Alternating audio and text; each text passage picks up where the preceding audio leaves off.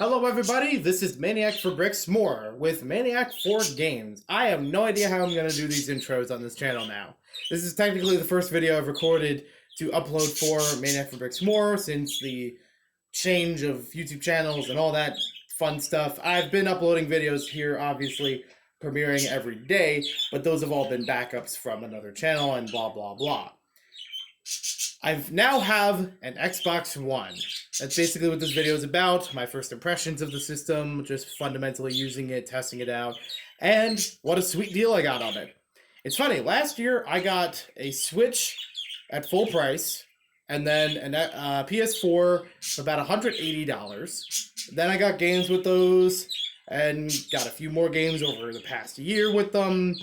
The Xbox One, I only have one physical game right now, which I'll get into in just a bit. The rest of them are digital, and again, at a really sweet deal. This is the original Xbox One in black, 500 gig storage, and seems to be working just fine. I've been testing it over the past couple of days. I got it on December 16th, 2019. I got it through Facebook Marketplace listing. I went through several of them and seeing the conditions, the games included, if there's a controller, what the conditions of the controllers are, everything like that. And this one was relatively near me, had one controller, had a working, system, and already had games installed on it. The listing said that it had NBA 2K19. It didn't describe the other games that you see here, so kind of a bonus, I think. And it was selling for $100. Actually, it started, I think, around 110, and then it got bumped down to 100 when there was not much interest from other people. So I talked with the seller. I was able to get it for $100. That's incredible. The only thing that's missing right now, and I will try to get replaced later, is the battery compartment on the back of it. It can still take AA batteries, but there's no case on top of that. So I'd have to hold the batteries or put tape all over them or something like that if I was going to keep it wireless. However, I do have other options. For one, I do already have a USB-C wire that can connect to the top of it, and I can plug that into either the system or to another outlet, and that can charge the controller, so I can still play it from the comfort of my couch. The other thing is that I went to GameStop afterwards to pick up a few things for the Xbox One, just to get things tested and started out. And so I picked up a play and charge kit from Power A at $20, which also includes a wire, and it includes 2 rechargeable batteries. I think that's going to be pretty useful. Even if I only have one controller, I could swap them out. Like one battery's charging, one's being used, that could work fine. It also helps that it's all this for $20 as opposed to, I think there was a single rechargeable battery play and charge kit that was like a few dollars less than that. It just seemed like a good deal, especially when this was a little bit on sale from $22. It's like, yeah, I'll throw a few dollars into it and get twice the battery. That's totally fine by me. Then I picked up the Xbox One copy of the Lego Harry Potter collection. I technically already have each of these games on the Wii versions, which are separate, not in one disc. But as you guys might have known for a while, I'm trying to collect every Lego video game and every port of every Lego video game. And that's a lot of work, but with the consoles, I should be able to manage it.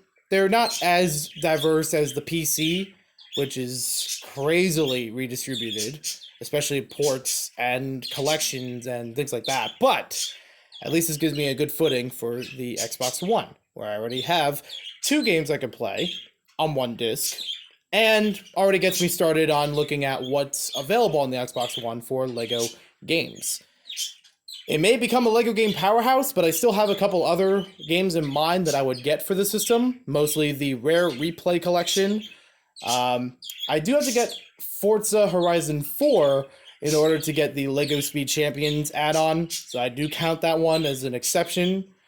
I will get Overwatch at some point. I don't know if it's going to be on the PS4 or the Xbox One, but I'm thinking right now it should be on the Xbox One, because the PS4 already has a good library, and mixing between the two, I'm trying to mix between all of them in the same generation of consoles for those multi-platform games, which I think is also another interesting thing.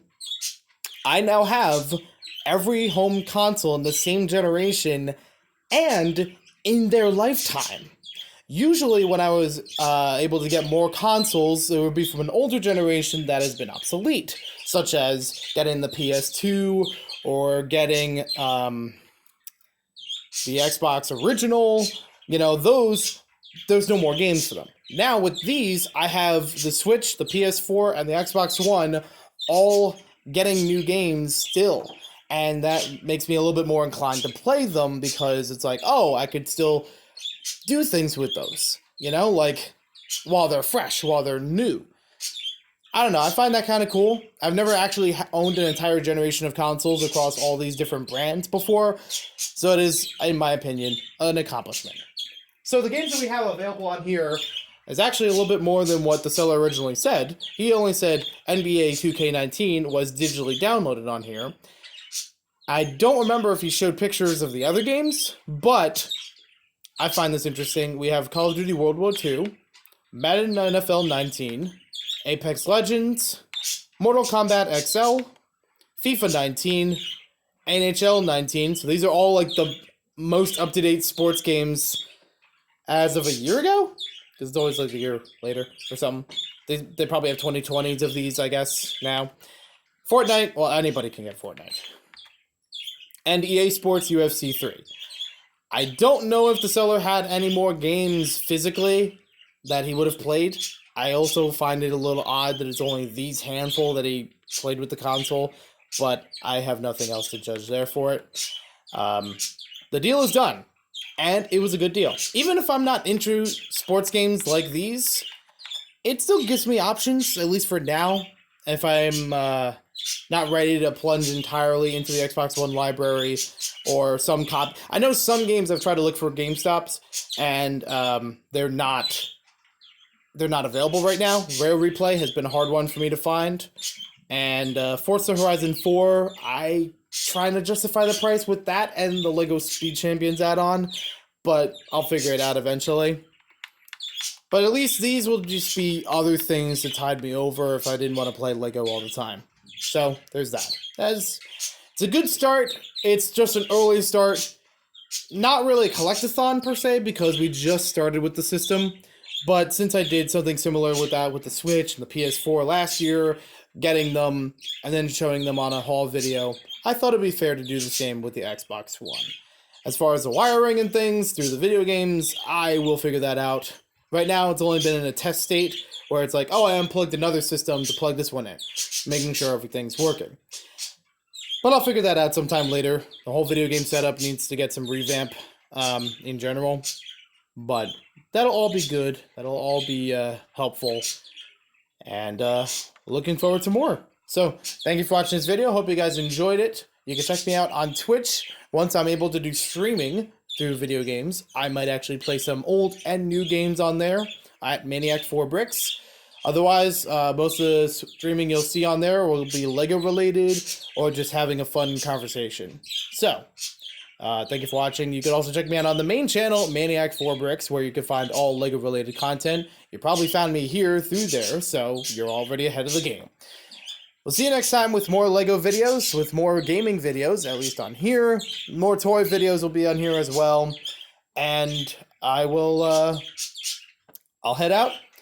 Have a great holiday season. Stay warm, everybody, and enjoy the time with friends and family.